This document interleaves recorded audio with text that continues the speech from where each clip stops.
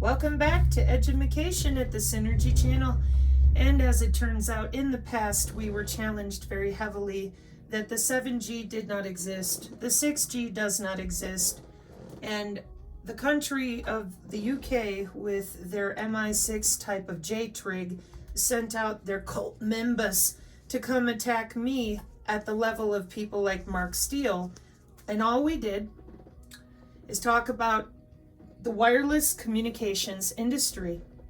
It's very disappointing to me that cybersecurity now has a place in conspiracy theory. That is what has happened. When we are unable to talk about the same wireless communication industry that we're all using right now to communicate, which is your IEEE. And they're the ones who set the standards going down from the ITU and all these other places. The professional home for the engineering and technology community worldwide is your IEEE, Advancing Technology for Humanity. So it was not to my chagrin, but minor surprise, when in preparation for today's show with Juxtaposition, he's the one that sent me this article. Because the people that I communicate with, except for one, there's only one person who was willing to talk about the 7G and field all the tomato throwing, screaming, yowling, and arguments, and that would be non-vaxxer 420. And I'm going to highlight this again to those of you out there who don't like his attitude with you on the Twitter or the X. With his 48,000 followers, the man continues to hold the biggest library of the IEEE, which I just showed you, nano.gov, which is your National Nanotechnology Institute. He has all of the different institutions that support Professor Akhildes. He has Dr. Joseph Jornet with the optogenetics research. He has your cybersecurity expert, Ryan Velli. He has your mad scientist bioconvergence meetings, the real ones, the actual places where they met, where they spoke, the real transcript of what they say in business. That is not a conspiracy. This is not a conspiracy, but we sure wish it was. So, I made a comment in my last video where I was like, hey, coffee, let's go. And folks, I might have been a little surprised, I hope not. The IEEE is not conspiracy theory. These are jobs. These are some of the brightest minds in our world working to build systems of biological and digital convergence. That is not a conspiracy theory, nor should it ever be relegated as such.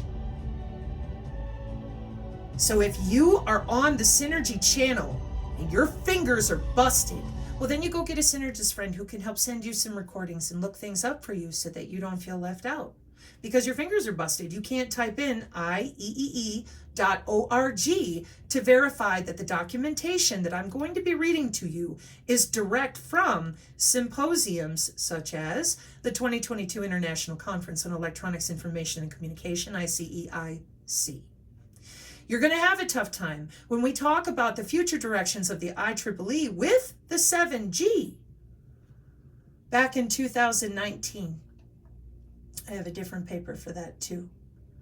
This is a very disturbing topic, in my opinion, because of the way adults are behaving.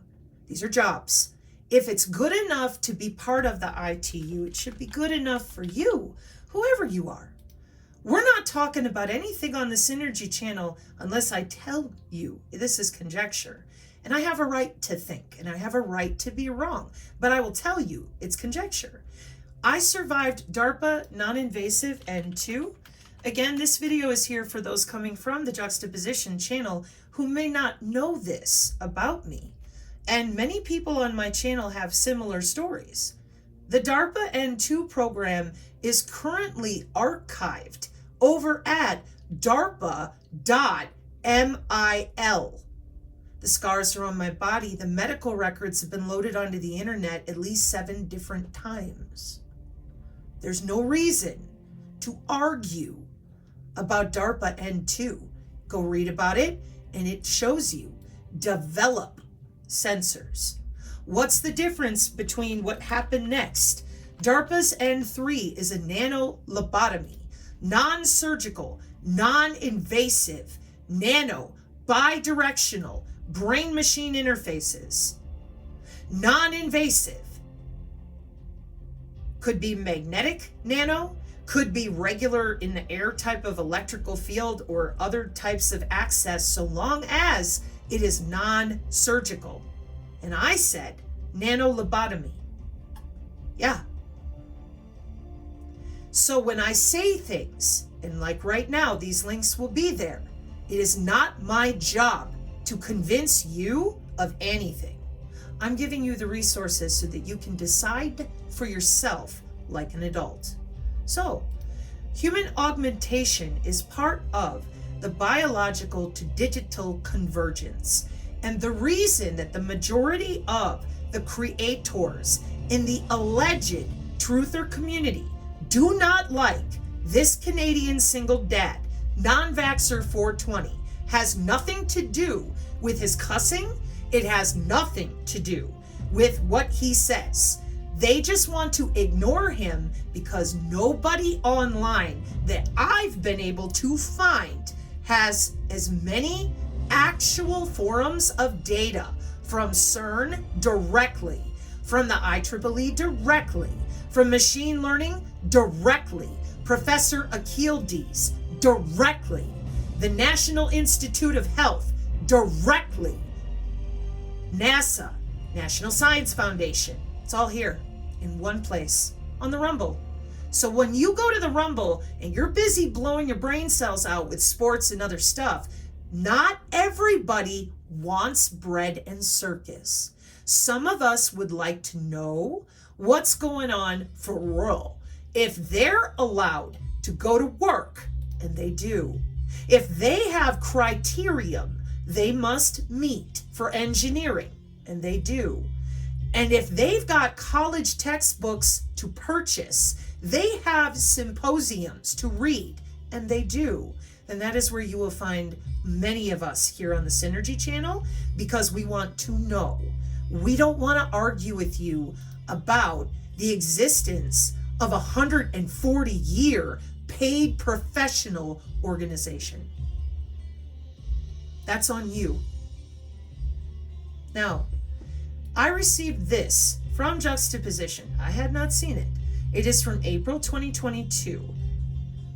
The evolution of mobile technology is growing fast to the extent that we are talking about generations of the internet that won't be settled until 20 years. In other words, we are still deploying 5G, and people are thinking about 6 and 7G, with 6G taking the majority of research and industry. Predictions claim that 6G should become a reality around 2035, meaning that people will start using it. There's already some news we've covered of a 6G breakthrough in China. This is in 2022. The cellular wireless generation between 5, 6, and 7G refers to speed, system, frequency, and technology changes. Each generation has some standards, capacities, new features, etc., which differentiate it from the previous one. Now, right away, I take umbrage with this. I'm going to show you why. 6G and beyond from Semantic Scholar from the IEEE Access, July 2020, Engineering, Computer Science, Physics, and the outlay for their test bed to standardization starting in 2022, because the 5G projects are up here, and you have Horizons Europe and New Horizons Canada, which is your biological to digital convergence. The 6G vision is already up and running in 2020. 2022, they're still working on it. By 2023, requirements are running. When we go standard, you're talking about 2026. Evaluation period to be for all the different changes and upgrades that are permanent now. No more 5G flipping around. Now we've got everybody standardized to 6G in 2026. Projected timeline for 6G and beyond systems. That's 2026, not 2035. But the article we're reading is Inside Telecom. This is like a magazine for the telecommunications industry, so that the people like the gentleman that I used to work with, who was the senior engineer on the cable plant side, these types of magazines would come in to myself, to people like him, as electrical engineering people who had to observe the architecture of the entire network, including utility plant changes and other things that we would have to bury with bucket trucks.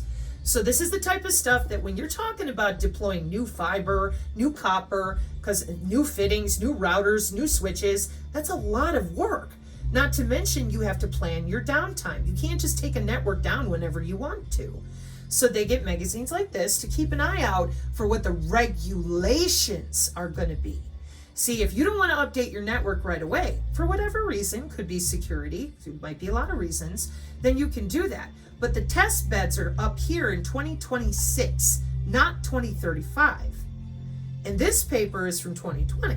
And that's the difference between a Semantic Scholar white paper direct to the IEEE type of timeline and reading the magazine about it as a business person, whether ownership or some type of job in making those decisions on behalf of a company of what you're looking at. So, and they say this in the sentence. Now, why am I taking so much time to prove this? Because people love to shut their brains down, especially when it's frightening. I just want to stop. I want to believe it's just a prediction. It's not here. You put our channel through this hell all of last year. Good creators, really smart men and women. And you lied. You said it wasn't here, it wasn't coming. That's disgusting. Why? What is the 6G? The addition of something called the personal area network with all those metamaterials, right? And what do I always tell you when you're afraid to talk about this? 1995 is when they started the personal area network. Now, Battelle Laboratories in the Air Force Cognitive Research Programs and DARPA are now talking about bi-directional brain interface. It is here. It is already here. They're working with it with the University of Miami. We have neuroshields and neuroweapons over at Rice Institute, okay? Battelle, bi-directional brain-computer interface. When I was experimented on as a child, which is where a bunch of this technology legit comes from. They don't tell anybody about what they're doing. The next thing you know, here it all is, we're going to do it. How does it work? They're not telling you that. Our channel is, which is why, if you are a creator, yes, it matters. I was born in 1979 with a beacon-enabled Mac ID. I do not appreciate this type of hell also being visited upon the world, my own children, everybody, without any sort, none whatsoever, of admission of how it works. It's right here. These are the same biosensors they were testing on me. Prove it. Oh, I love it when you ask me to do that. What does it say? WPAN. WBAN technology started around what? 1995? Yeah. Same biosensors too, right? Yeah, 802.15.4. What I have taught the synergists to do, because you can do it from here, it's right here. 802.15 working group for that wireless personal area network. But an easier way to see it is Semantic Scholar again, because it's going to put it in a row for you. The 802.15 WPAN 1995 working group has the body area network, all the mesh around your head, your Bluetooth low energy, and your millimeter wave. Been around a long time.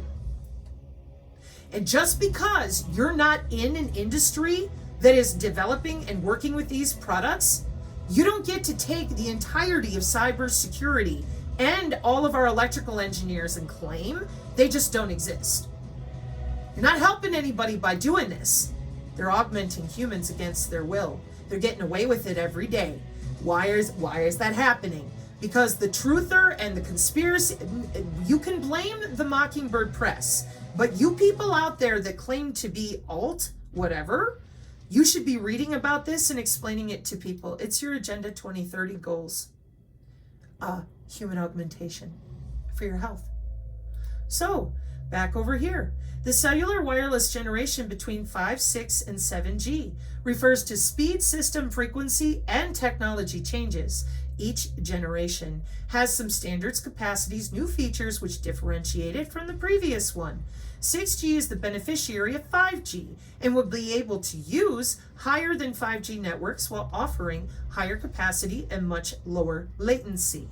Supporting 1 microsecond latency communication is one of the goals of 6G internet. This is 1,000 times faster than 1 millisecond throughput, or 1/1000th of the latency. 6G's higher frequencies will enable faster sampling rates and deliver adequate throughput and higher data rates. Combining sub-millimeter wavelengths smaller than 1 millimeter, and frequency selectivity to resolve relative electromagnetic absorption rates could potentially lead to advances in wireless sensing technology, like biosensors that you already have in 802.15.4, low rate, low latency biosensing tech that connects right into your mesh networks. Could be your smart fridge, could be the side of your house.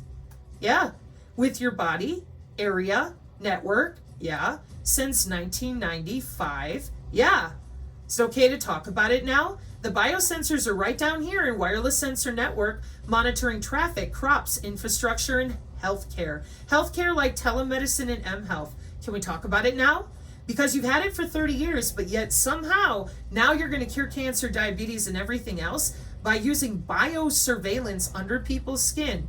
Implanting very small biosensors inside the human body that are comfortable and that don't impair normal activities.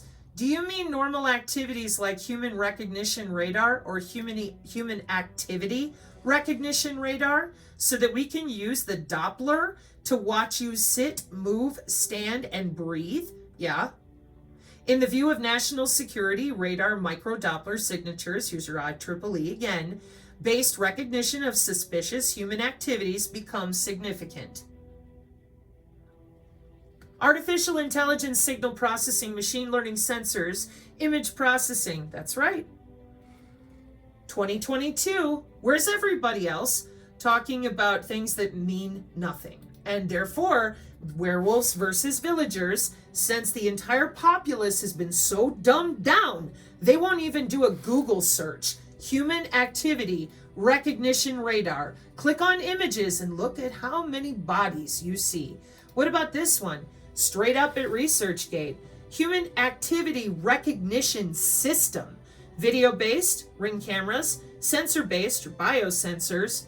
Radar-based, your micro-Doppler. Radio frequency-based. Well, somebody's aiming at you from electronic warfare, which could be cognitive electronic warfare. Welcome to BAE Systems. What are they doing? Cognitive electronic warfare is the use of cognitive systems, commonly known as AI or machine learning, to enhance development and operation of electronic warfare. See, we've had electronic warfare for 60 years. I would recommend one of my other videos, including the bioradar videos I just redid for people to get caught up. Cognitive systems can sense, learn, reason, and interact naturally with people and environments, accelerating development and implementation of next-generation electronic weaponry threat detection, suppression, and neutralization technologies. The most successful uses of cognitive electronic warfare are not those that rely entirely on computers, but are instead those which combine computer input with human strategies, assigning data collection, information storage, like ubiquitous computing. Because in ubiquitous computing, that's the practice of embedding in all those little sensors inside of everything, information processing, network communication, to turn us into the Internet of Everything. And they have, with appropriate Cisco Yang modeling software for your digital twin. Digital twin, and this time I'm going to bring up just the basic search. Oh, look what we get. Digital twins can be an AI model of a person or part of a person used to analyze large quantities of health data in order to provide more personalized treatment or speed up drug development. That's right. So why aren't we talking about it? What is going on with all this secrecy about the new mHealth, eHealth, and telehealth? Now, normally, folks, I take you into building digital twins of the human immune system from a journal of digital medicine. I don't like messing around with articles because sometimes they fabricate stuff or they get it wrong because they don't understand. Whereas these papers, they can't really afford to get it wrong because they're peer reviewed over here. Okay, some places like ArcX is one of them that is not peer reviewed, and again, I will let you know so that way you can choose or select a different appropriately peer reviewed journal. But in this particular case, we are using the multi-scaled biological data, your immune system's digitwins, so that we can test drugs on the computer model before you get your precision AI healthcare. And this all goes together with wireless healthcare. And people are not talking about this as if it's real. They are treating this as if it is sci-fi and fantasy. That is not appropriate. It is right here. It has been deployed since the COVID was good because they want to log into your body wirelessly, and they want you in a 15-minute city in which your biosensors will electrocute you just a little, from under the skin if you violate your geofence. Welcome to quiet or silent weapons for quiet wars. You call it a 15-minute city. They lied and said it was urban planning until you read the whole article.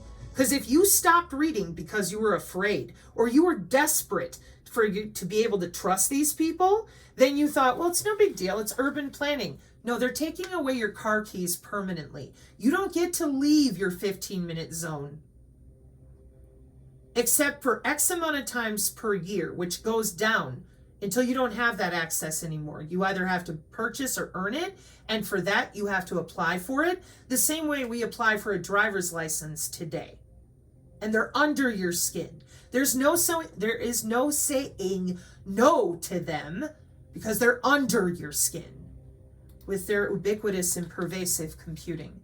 The one blog post page I do use is from pervasivecomputinginfo.blogspot from 2018 because it's a very succinct article to let you know that the wireless body area network connects independent nodes that are placed in the clothes, on the body, or under the skin, because they are under your skin, 802.15.4.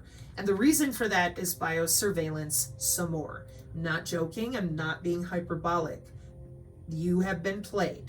This whole system is built from the top down for total surveillance by a very small amount of people.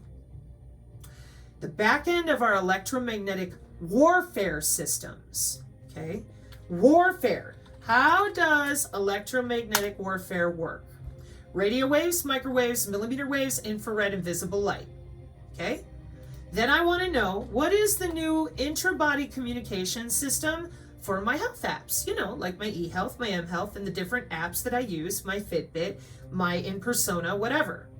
The taxonomy of the intra-body communication technologies are the same as how electromagnetic warfare works. Microwave, millimeter wave, terahertz, and optical, and ultrasound. Where are we again? We're at the Internet of Medical Things paradigm that will enable next-gen healthcare by enhancing human abilities, supporting continuous body monitoring, and restoring lost physiological functions due to serious impairments. This paper presents intra-body communication solutions that interconnect implantable devices for application to the nervous system, challenging the specific feature of the complex intra-body scenario.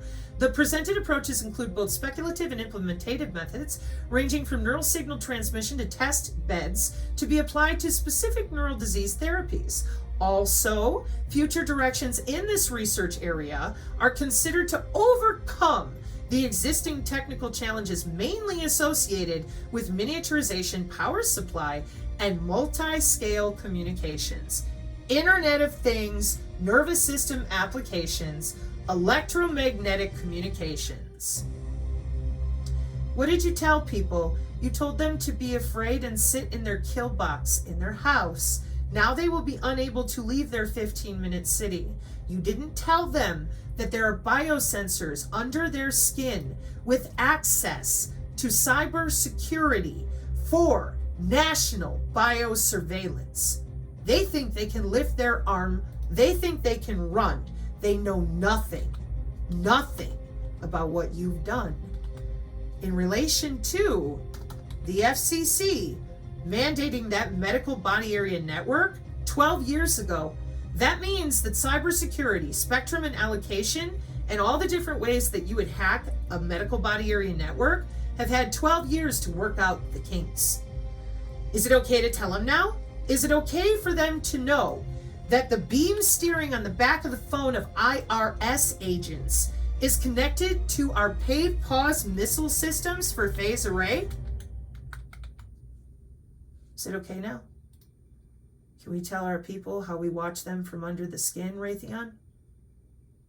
My dad worked on an AN-9 elephant cage in Misawa and San Vito, Japan and Italy. Is it okay now to tell them what you've done for 12 years? That you took our weapons with radio, microwave, millimeter, and infrared, and you put it under people's skin for neuromodulation for 30 years.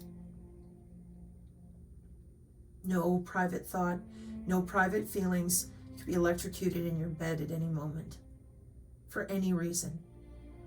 $30,000 with the FBI, $50,000 with the Air Force. No recourse. Is it okay to talk about it now? Now that it's there in your sustainability goals of augmenting the populations of the world as a private decision of business and government, not people. And I quote, from the Human Augmentation Strategic Implementation, a dawn of a new paradigm, a strategic implications project between the UK and Germany that does not reflect their policy, but does reflect their strategy for their policy from 2021. We're going to be going down to page 15.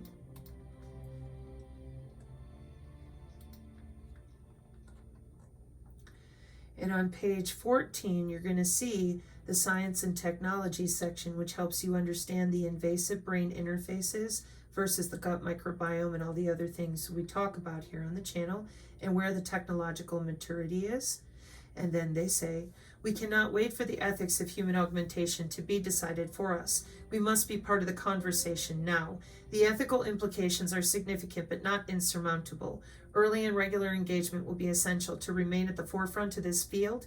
Ethical perspectives on human augmentation will change, and this could happen quickly. There may be a moral obligation to augment people, particularly in cases where it promotes protection from a novel viri threat. It could be argued that treatments involving novel vaccination processes and gene and cell therapies are examples of human augmentation already in the pipeline.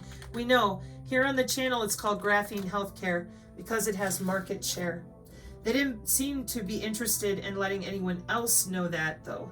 And you can go through and find tons of it. From Frontier Royal Chemistry Society journals about the graphene-based sensors in health monitoring, to their graphene flagship program at the University of Manchester, to the ResearchGate papers about the different types of sensors, to the way that it changes things around inside neuromodulation sensors, electrochemical sensors.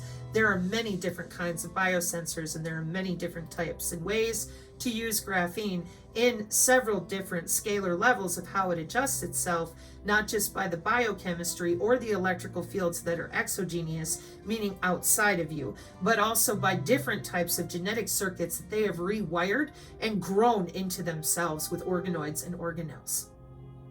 That's what human augmentation is. Human augmentation is not that we gave you earbuds. Human augmentation is injecting people with a bio-cyber interface and calling it a bioweapon and scaring the crap out of them so that they have no idea what is authentically happening under their skin.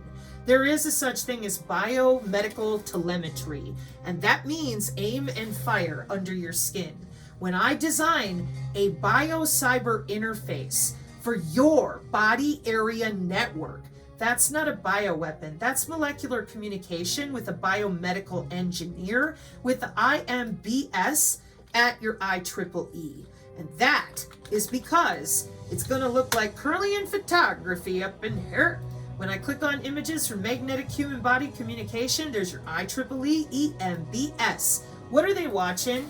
Your body area networks. Why? It's their job. Radio wave versus human body straight through the skin communication, November 2020. The IEEE transactions on biomedical engineering. This is what you've placed into conspiracy theory so that no one has the opportunity to stop you because you already decided you're augmenting your populations by nation. The Brain Project and different types of CERN projects, they all correlate and collate into digital twin databases that are harnessed by our Department of Defense for exactly this. That it goes hand in hand with the cognitive electronic warfare going on with NATO's documentation. The need to use human augmentation may ultimately be dictated by national interest because the future of human augmentation should not be decided by ethicists or public opinion. Governments will need to develop, governments will need to develop a clear policy position that maximizes the use of human augmentation in support of national prosperity, national safety, and national security. Welcome to the Synergy Channel. This is what I, Sabrina Dawn Wallace, stand against. If you would like to be a cyborg, if you wanted to be directly connected to the internet, and you already are, they're just not telling you that, then that's one thing. But if you're like me and you're violated in utero and throughout your young life and no one ever told me why, never. They were still testing on me without my knowledge or consent pretty violently all the way to 2019. I didn't show up on the internet for any other reason than Jesus Christ the Nazarene, amen, or your creator, because I know that Jesus is a name placeholder for God. I believe in God. God is the one who saved me from these monsters when I was 4 years old. They're transhumanists. You'll know it by another name. And the way that you find it is they call everything they do emergent technologies. So you look that up.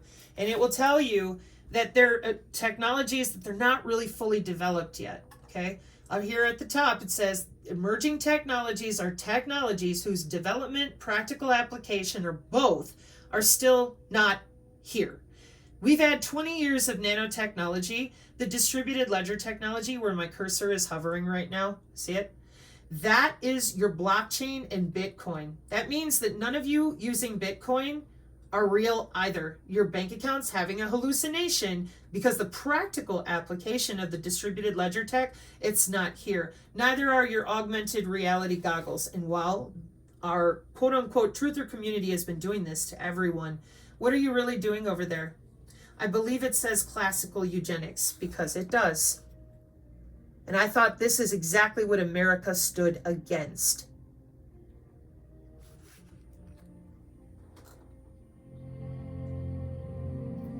Wasn't this what a bunch of our relatives fought and died for?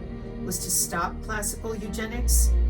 You can't use the enemy's weapons to defeat them by turning everyone into a cyborg and having cyborg wars. But that's what you're doing. Tell you what.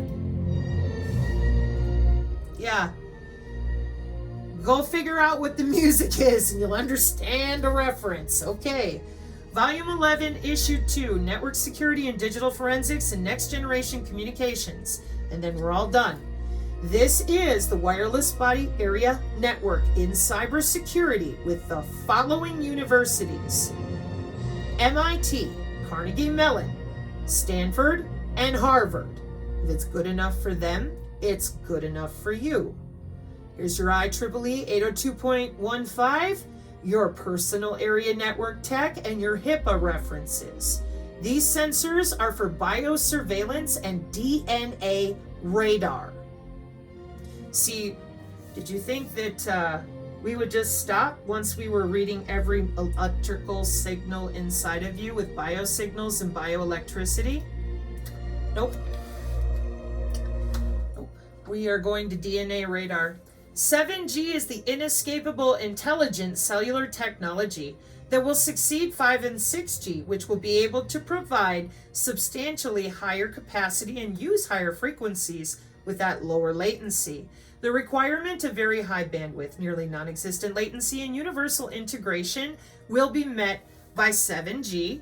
Societies always insist on more wireless and mobile computing requirements, such as more e-bandwidth, speed, connectivity, and overall potential. The 7G networks will offer the standards of data gathering and communications and are expected to boost massive improvements in imaging, data analytics, location awareness, artificial general intelligence, and next-gen computation capabilities via high-powered and quantum computing.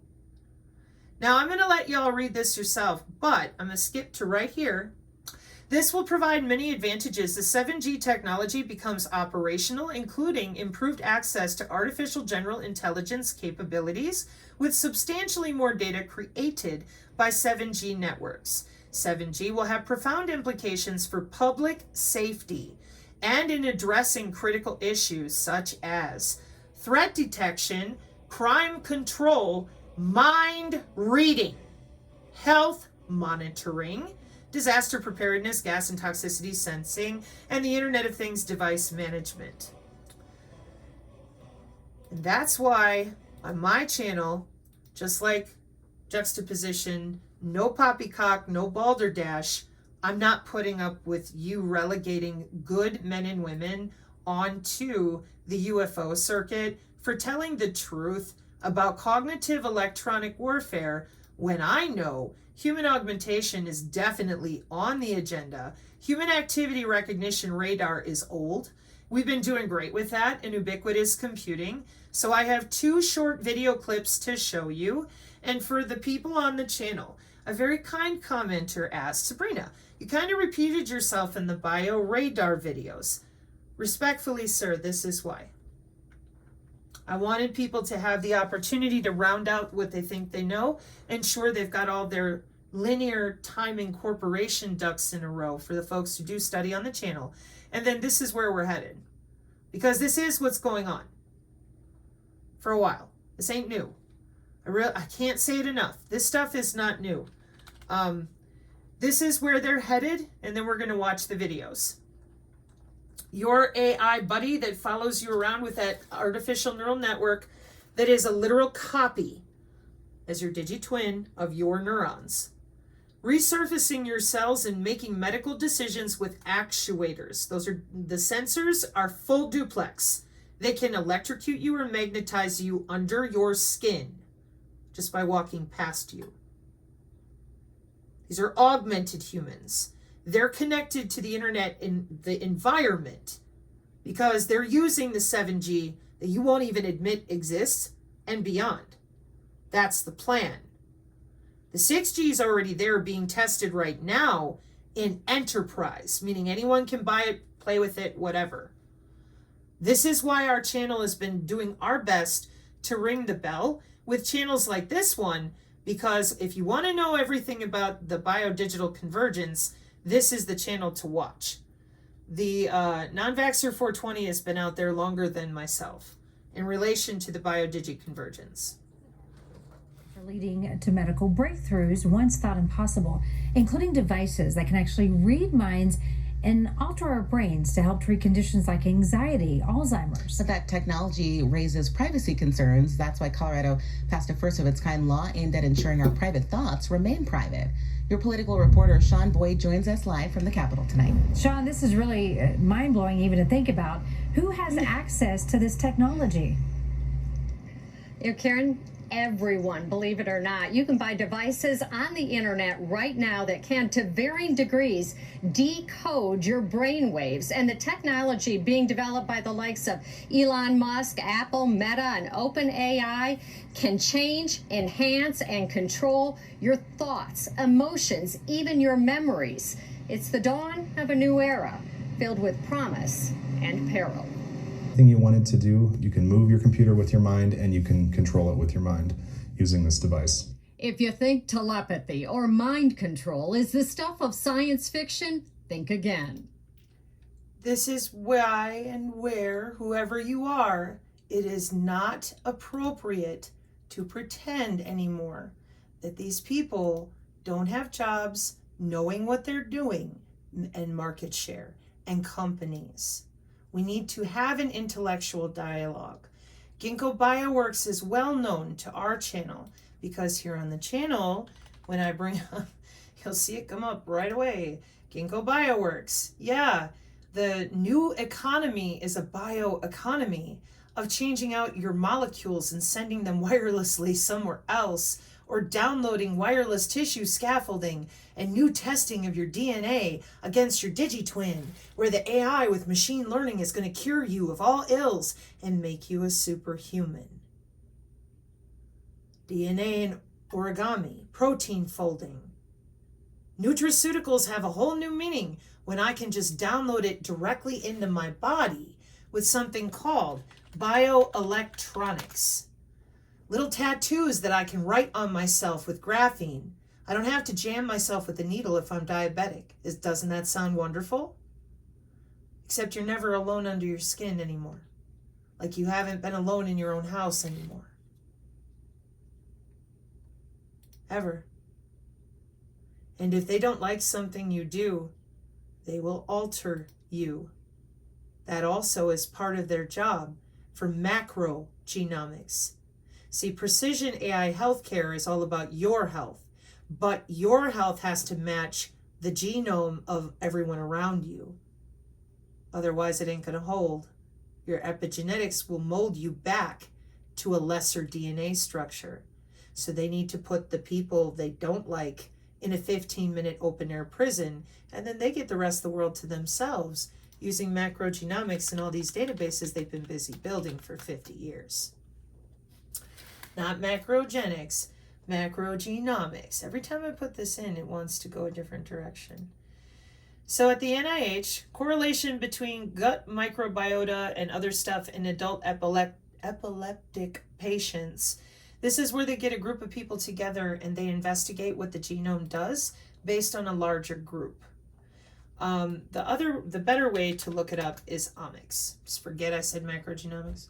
In biology, the word omics refers to the sum of constituents within a cell, but all I'm trying to show you is the DNA, the RNA, and the proteins, and all the different metabolite folding systems. It's in precision medicine with bioinformatics. The assertion that I just made about controlling all the different states of the genome, because they do. They have databases for this, and they're not just enterprise. The databases are not just enterprise. This was the work of Lisa and attorney Todd Callender, Lisa McGee, I think it is, or McGee, over at Vax Choice, talking about our Department of Energy Gold database, in which you find out this is our genomes for everybody in the world. They log in and they see how you react to any pathogen they want. That is why calling it a bioweapon is inappropriate. It is a biocyber interface for their cognitive C40 cities, replete with access to the ubiquitous computing. And they figure once they get everyone settled into their 15-minute box, they can go ahead and even out everyone's bodies because they're already in your body. And we don't have vaccine shedding. We have, this is important for the video you're about to see, we have load balancing W bands. And what that means is anytime you have a network, we have to load balance your network. Well, here's all the bodies that we're load balancing. Because some bodies are going to need faster service because they just got out of surgery or they're being monitored for something medical. And other bodies are not going to need that much service because they're not really, there's nothing wrong with them. They're younger, or maybe they're older and we've got a younger patient instead. And we, those of us who are in computer networking, have to give priority to the ones that need medical care up here in the internet.